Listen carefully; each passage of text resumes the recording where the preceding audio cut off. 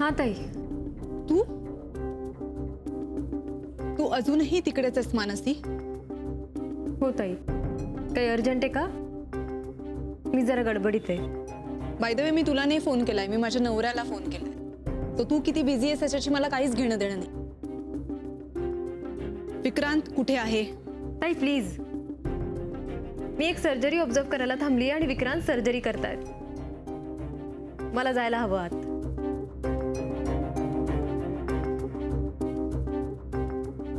I hate you या विक्रांत. केव्हापासून वाट बघतेय मी. तू येशील आणि माझी माफी मागशील, पण तुझ्या तर लक्षातच आलं नाही. सर्जरी करत बसला. मोनिका, येऊ का?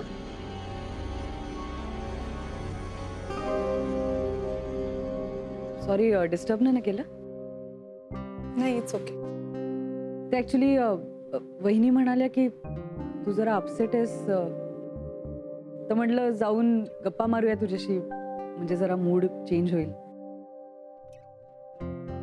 काय करत होतीस? माझ्या नवऱ्याची वाट बघतेय. दुसरं काहीच काम नाहीये ना घरात बसून मला? अगं मग आम्ही आहोत ना घरात, चल गप्पा मारायला. हे बघ, तुला असं कधी एकटं वाटलं ना तर हाक मारत जा, बिनधास्त. गीता काकी, जर मला असं वाटत असेल की माझा एकटेपणा माझ्या नवऱ्याने घालवावा तर? पण खूप बिझी असतो ना माझा नवरा, मला विसरू. नाही, बरोबर आहे तुझं म्हणणं, पण त्याचं कामच तसं आहे ना ग. आणि खरं सांगू का, आम्हाला तर सवय झाली. तुमचं ठीक आहे गीता काकी, मी फक्त प्रेग्नंट आहे ना म्हणून वरवर काळजी दाखवायची, पण वेळच देत नाही तो मला. त्याचं काय? मी काही मदत करू शकते का तुझा मूड चांगला व्हावा म्हणून? पाणीपुरी करूया आपण. आय विश माझ्या नवऱ्याने एवढा विचार केला असता माझा मूड चांगला करण्याचा. विक्रांतने तो कधी येतोय सांगितलंय? तेच तर माहित नाहीये ना मला, म्हणूनच तेवढी चिडचिड होते माझी. गीता काकी please, if you don't mind, मला इकडे एकटं बसायचं आणि विक्रांतची वाट बघायची प्लीज. ओके, पण प्लीज फार विचार करू नकोस, नाही तर त्रास होईल तुला. It's not good for you.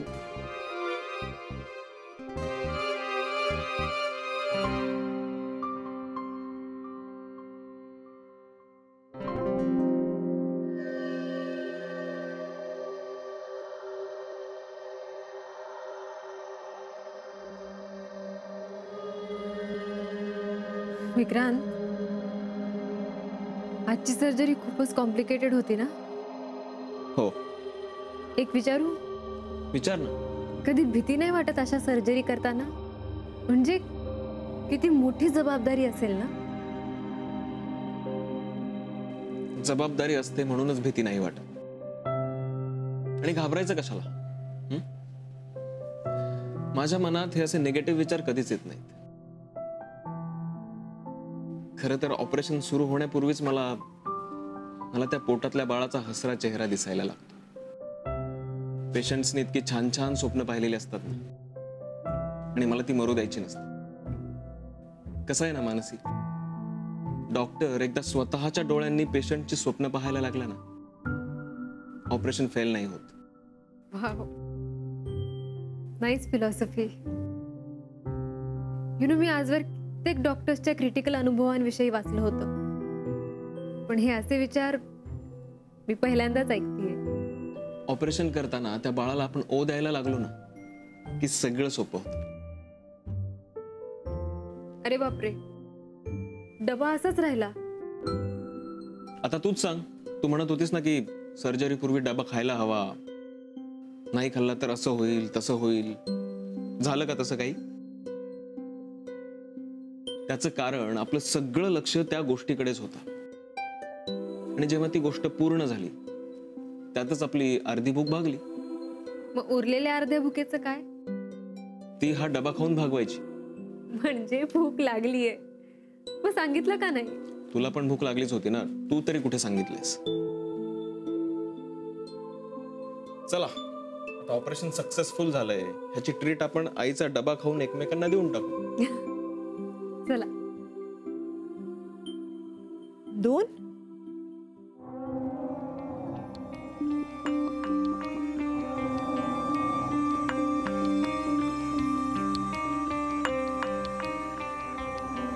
Vikrant अजून कसा आला नाहीये? एवढा उशीर?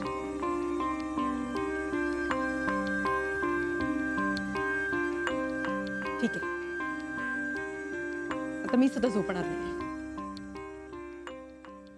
It is so inspiring. मी तर रात्रभर गोष्टी ऐकत बसू शकते. कॉलेजचे ते दिवस म्हणजे गोल्डन डेज होते माझे. त्या आठवणी विसरणं शक्यच नाही. म्हणजे अभ्यासाबरोबरच रात्री अपरात्री भटकणं, फिरणं, ब्लड डोनेशन, त्याच्यानंतर आम्ही इमर्जन्सी केस आहे असं सांगून घाबरवायचो. म्हणजे प्रॅक्टिकल जोक्स पासून प्रँक पर्यंत सगळं केलं. काय सांगता? हो. एक minute. Blood donation, emergency operation ठीक आहे, पण प्रॅक्टिकल जोक्स आणि प्रँक्स तुम्ही? एकदा माहितीये, माझ्या एका डॉक्टर मित्राला आम्ही सगळ्या मित्रांनी फोन केला आणि सांगितलं की इमर्जन्सी केस आहे, लवकर या. आणि ज्या ठिकाणी त्याला बोलावलं ना, तिथे आम्ही सगळ्यांनी गुंड बनून त्याच किडनॅपिंग केलं. एकदा आहे ना, एक भोंदू डॉक्टर होता. त्याचा भोंदूपणा उघड करण्यासाठी आम्ही काय केलं माहितीये? एका पेशंटचं भूत बनून त्याला घाबरवलं होतं. हो. तेव्हा आहे ना, आम्हाला कशाचीच भीती नसायची. दिवसभर मान मोडेपर्यंत अभ्यास करायचा आणि मग रात्री अशी धमाल करायची. चॅलेंज हा खेळ होता आमच्यासाठी. म्हणजे मार्क्सचं चॅलेंज, एखाद्याला मदत करण्याचं चॅलेंज, त्यानंतर एखादी किचकट केस असेल तर ते सोडवण्याचं चॅलेंज. चॅलेंज साठी काहीही करायचो आम्ही. तेव्हा आमचे डीन होते डॉक्टर दीक्षित. ते इतके हुशार होते ना, आणि तितकेच मिश्किल. ते आम्हाला नेहमी सांगायचे की बाळंतपण करणारा डॉक्टर म्हणजे डिलिव्हरी बॉय असतो. त्याने कधीच घड्याळ लावून काम नाही करायचं. तेव्हापासून रात्र ही झोपण्यासाठी असते, ही गोष्टच मनातनं काढून टाकली. डिलिव्हरी बॉयला कसं, तो थकला असेल, खूप उशीर झाला असेल, तरी सुद्धा वेळेवर डिलिव्हरी केली की किती आनंद होतो. तसंच आहे, आपण कितीही थकलेलं असू दे, आणि एखादा इमर्जन्सीचा कॉल आला ना, की सगळा थकवा पळून जातो. मग तहान, भूक, डबा हे काहीच लक्षात नाही. काय झालं? काही नाही. आज खरंच गोष्टींवर गोष्टी, आठवणींवर आठवणी ऐकतच राहावंसं वाटतंय.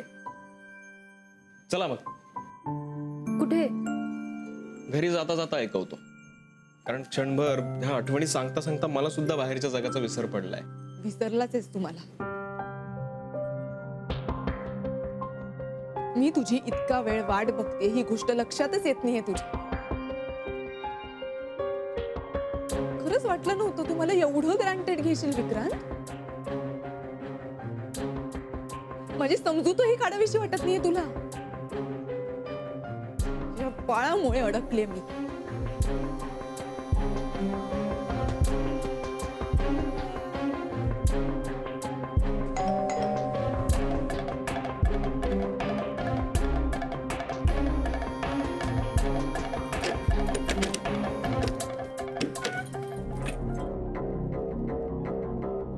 बाबा तुम्ही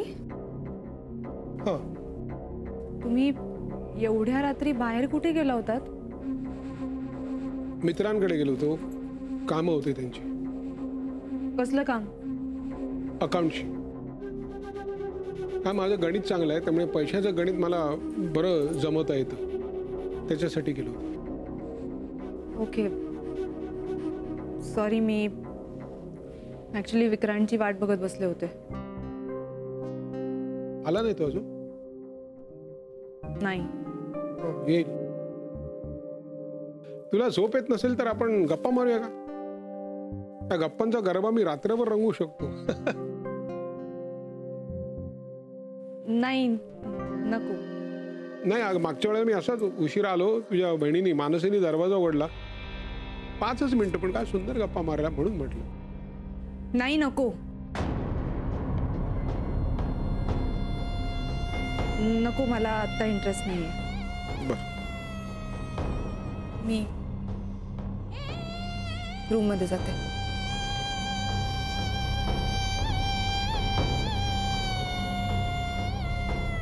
लवकर ये बाबा विक्रांत, काय खरं नाही तुझं.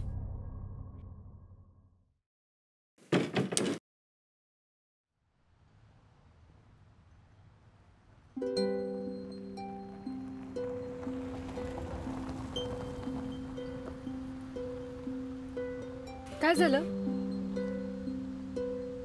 जुनी आठवण अचानक डोळ्यांसमोर आली. इथे इथेच ते बघ.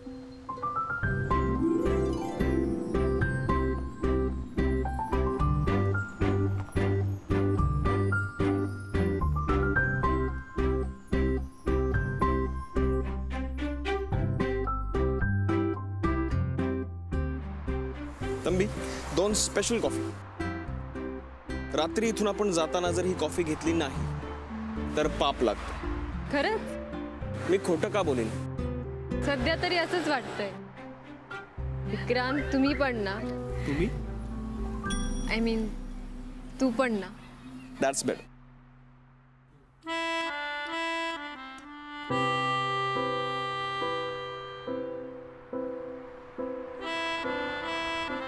काही गोष्टी अशा अचानक घडल्या किती मस्त वाटतं ना.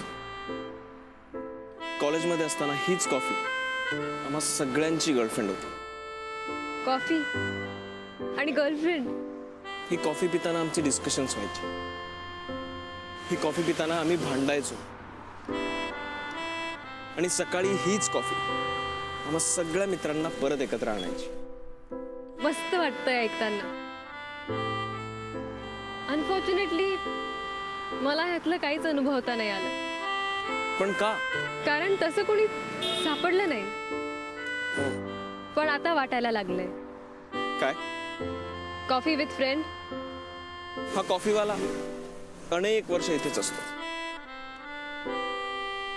हा रस्ता हा सुद्धा इथेच असतो. आणि ही रात्र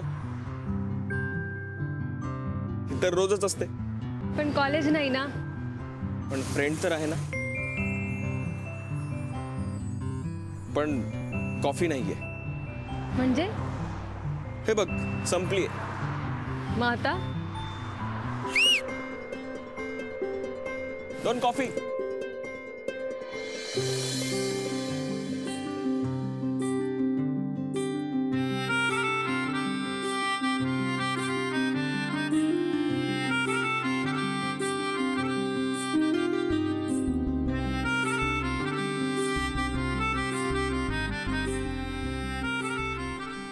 कॉफी संपली.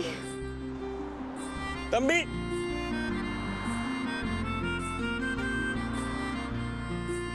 तंबी, मी घेऊन येतो. ओके.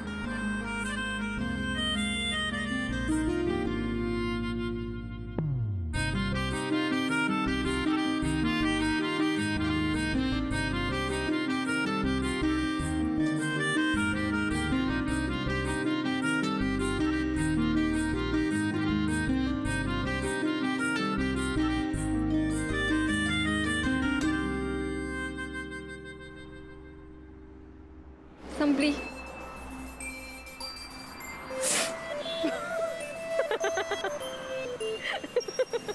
तू हसतेस काय? मग तू मार शिटी. मी कशी? नाही, मार ना. हसता येतंय ना तुला. तू मार. मला नाही मारता येणार. मार. ओके.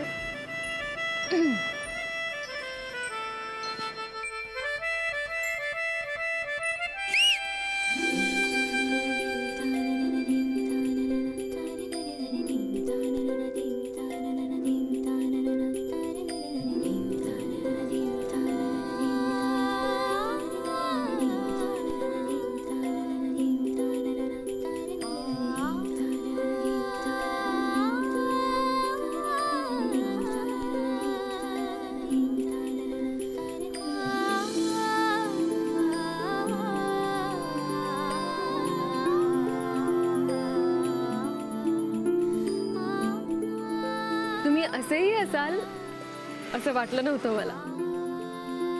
चला निघायचं. तू जा अगोदर.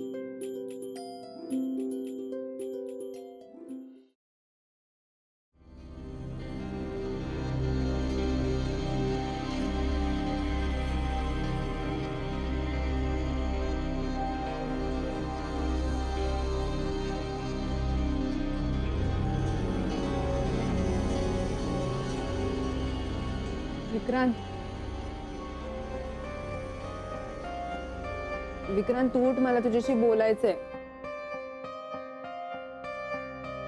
विक्रांत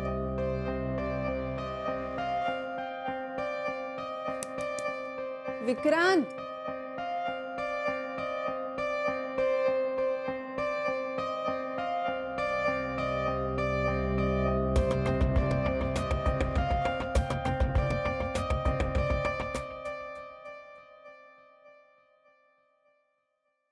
अरे वा, अरे छान आहे.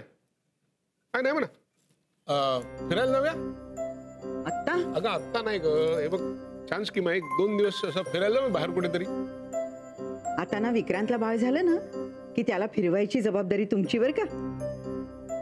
अगं मी काय बोलतोय, तू काय ऐकतेस? काय बोलत होता तुम्ही? काय म्हणत होता? नाही म्हणजे माझं लक्ष नव्हतं. समोरच्याचं ऐकणं सुद्धा एक कला आहे, माहितीये ना. आपल्या मानसिकडे ती कला आहे. मी परत तिला सांग ये, आम्ही तुझ्याच बहिणीबद्दल बोलत होतो. मानसी आहे ना, तिच्याकडे समोरच्याचं ऐकण्याची एक कला आहे. काय केलं मोनिका? नाही म्हणजे तुम्ही दोघी बहिणी एकत्र मोठ्या झाल्यात म्हणून तुला माहिती असेल, आहे ना? ऍब्सोल्युटली बाबा. समोरच्याचं ऐकून घेण्याची कला आहेच, पण समोरच्याला ऐकवण्याची कला सुद्धा नवीनच डेव्हलप झाली. असा अभिमान पाहिजे बहिणीचा. मी आतमध्ये चहा करून ठेवलाय, तेवढा घे. हा थँक्स. बघ, याला म्हणतात संस्कार. थोडा सूर चुकलाय.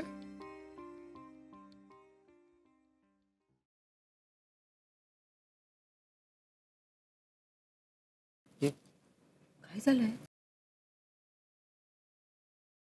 काल रात्री उशिरापर्यंत विक्रांत घरी आला नव्हता.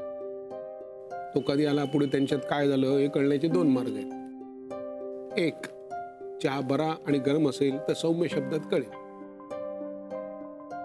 चहा बरा नसेल तर तिच्या मनात आहे ते फाटकन बोलून ती मोकळी होईल. अगो बाई, एवढ्यात झाला चहा घेऊन? थंड होता, पण ठीक आहे, घेतला मी.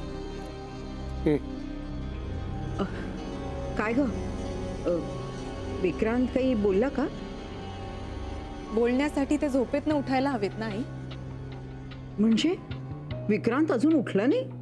आई कधी आले ते कळलंच नाही मला. पहाटे 3 वाजेपर्यंत मी त्यांची वाट बघत होते.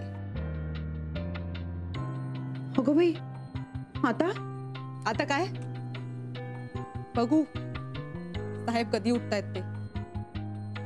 तसंही मला बरंच बोलायचंय विक्रांतशी. आलेच मी. अहो आता काही नाही, मग अशी माझ्या बोलण्याकडे दुर्लक्ष केलंस ना, तसं हे पण सोडून दे, म्हणजे नाही त्रास होणार तुला. परत चल, फिरायला कधी जाऊया? कुठे? म्हणजे आता? नाही राहू दे, तू कर तुझं काम.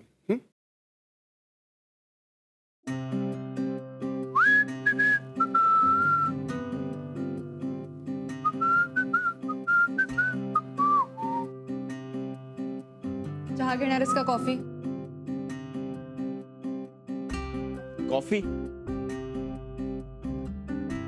अजून आठवडाभर तरी मला कॉफी विचारू नका. म्हणजे कंटाळा आलाय असं नाही, पण तरी